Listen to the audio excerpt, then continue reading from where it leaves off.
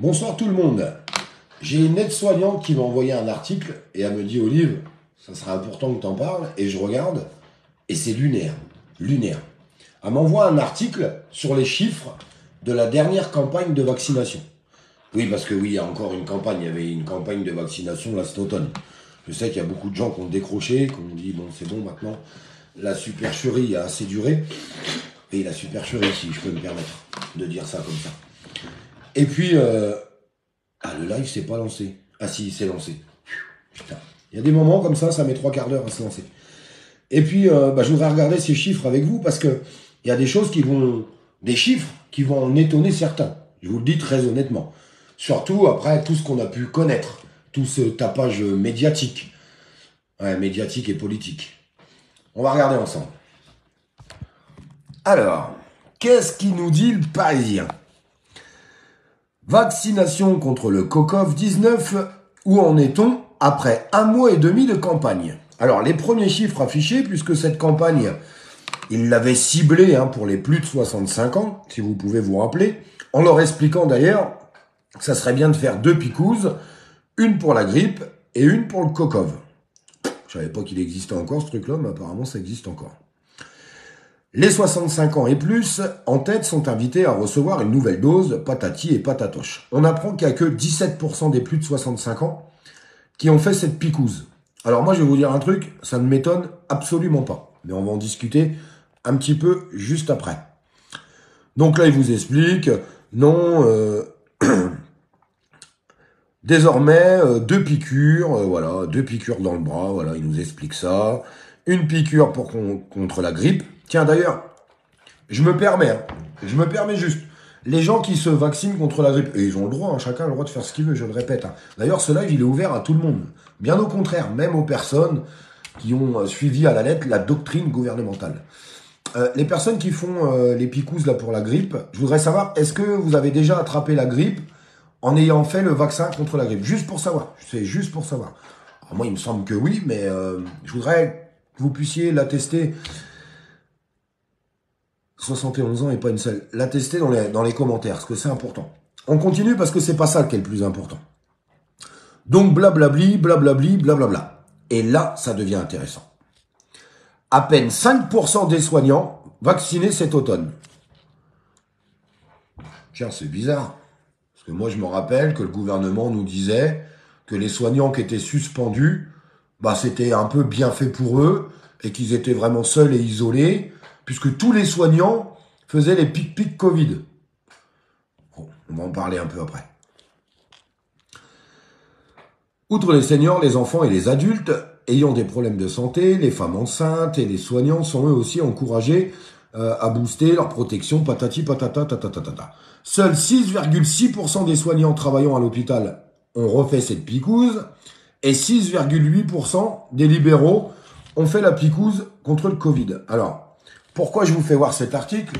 Je me permets, je m'accroche. Voilà. Alors, c'est super intéressant puisque, à partir du moment... Je suis désolé de vous le dire. Je le répète, ceux qui veulent se faire piquer, vous faites ce que vous voulez. Mais on se rend bien compte que la majorité de la population a fait demi-tour. Pourquoi ils ont fait demi-tour, les gens? Parce que, premièrement, quand ils se sont fait picouser, même si on a été beaucoup à avertir sur ces dangers d'effets secondaires, eh bien maintenant les médias ils en parlent. Et c'est un petit peu triste. Il y a beaucoup de gens qui suivent les paroles médiatiques. S'ils l'entendent sur un live, ça va être un mensonge. S'ils l'entendent sur BFM TV, c'est la vérité. C'est triste, mais c'est comme ça. Eh bien maintenant, même sur BFM et CNews, ils vous expliquent qu'il y a, oui, il y a des effets secondaires. Parce que pendant cette grande campagne de vaccination où on entendait tous vacciner, tous protégés, si vous avez dit, faut être honnête, mais attention, il peut y avoir des effets secondaires. Alors ils vont vous dire très très rare, très rare, mais il y a des effets secondaires. Il y a peut-être des gens qui auraient réfléchi à 2 fois.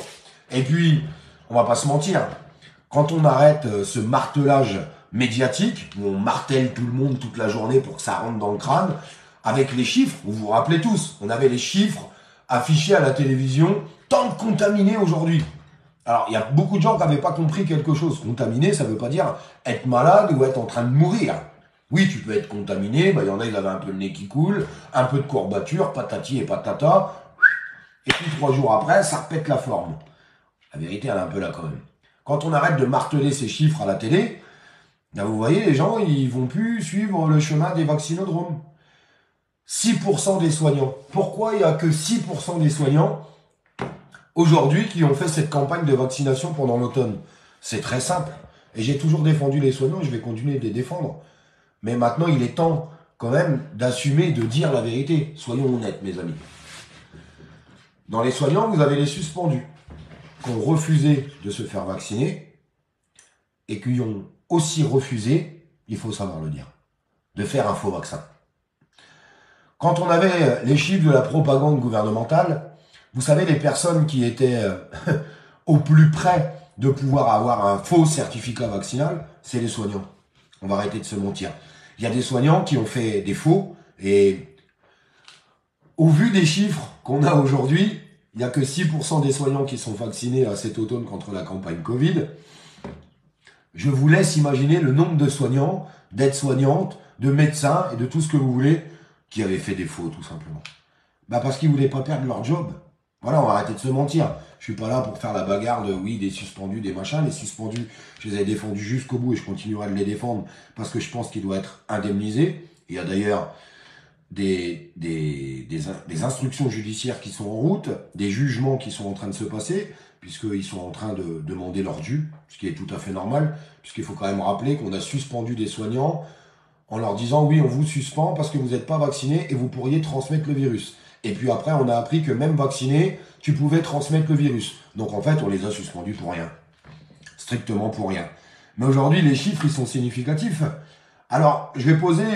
c'est pour ça que je vous demanderai de partager ce live, s'il vous plaît. Parce que je voudrais qu'il s'adresse à toutes les personnes qui nous traitaient de fous, qui nous traitaient de cinglés, qui nous traitaient de complotistes, qui nous traitaient de menteurs. Nous, on voulait juste vous informer sur un potentiel danger alors qu'il n'y avait pas de recul sur cette piqûre. Tout simplement.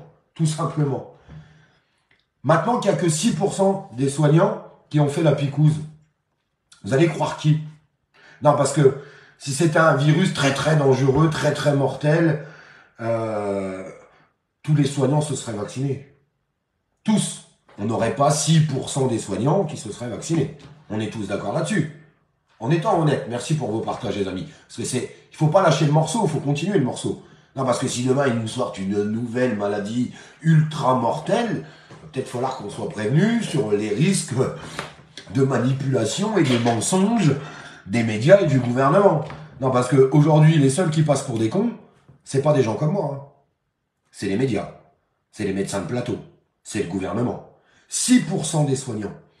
Alors si je peux me permettre, sincèrement, si je peux me permettre, au vu de toutes les études qui sont en train de sortir en ce moment, toutes les études démontrent quelque chose de très simple.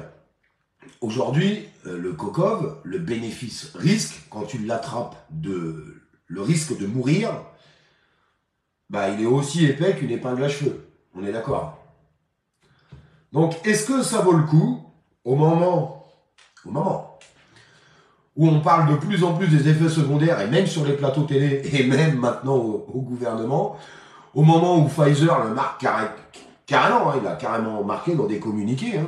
J'invente rien, on vous a fait voir les communiqués, même si France 2 a essayé de nous faire croire que ces communiqués existaient déjà depuis 2021. Ouais, enfin, bon, personne ne les avait entendus, hein, France 2, on a oublié de le dire, ça. Quel est vraiment l'intérêt? Vous faites ce que vous voulez, je le répète. Mais moi, ça me fait chier quand des gens tombent malades. D'autant plus, ça me fait chier quand des gens tombent malades alors qu'ils étaient en bonne santé et qu'ils finissent par être malades pour se protéger de quelque chose où il y a très peu de chances qu'ils en meurent. Franchement, ça m'emmerde. Sincèrement, ça m'emmerde. Et c'est pas un combat contre les gens qui se sont vaccinés. Je cherche à le répéter depuis des années, même si, je sais, la parole médiatique est bien plus forte que la parole des réseaux. Et certaines personnes, nous ont catalogué d'antivax et machin et bidule. Vous savez, moi, je suis vacciné contre le tétanos, par exemple. Hein. Non, mais un exemple très simple. Un antivax, il ne se vaccine pas du tout. Ok, là-dessus. Essayez de réfléchir pourquoi il n'y a que 6% des soignants qui se font vacciner. Vous avez la réponse, elle est devant les yeux de tout le monde. Mais c'est important d'en parler. C'est important qu'on en parle tous ensemble. Vous savez, on est au début des effets secondaires. Et vous le savez tous. Au fond de vous-même, pro-vax, non-vax, vous le savez tous. On est au tout début des effets secondaires.